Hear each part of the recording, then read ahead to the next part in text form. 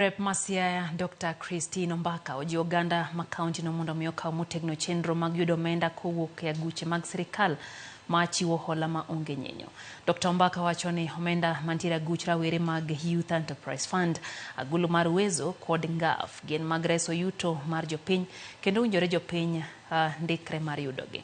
Noloso gi jofwambo e kinde chiwo chege mag nengo giromo siling milion 7.4 ne grube 75 ma ondikore kar chung od bura magem. Nyasi no nobagi e od kar romo ma Nyawara.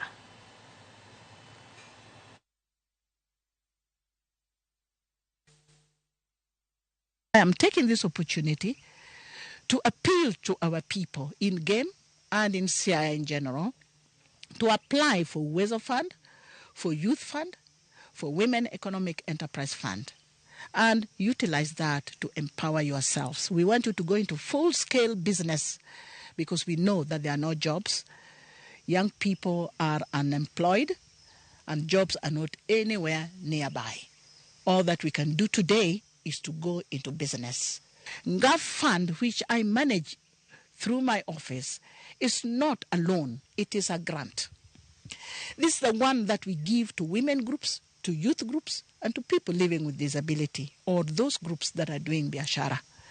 I want to encourage them to keep on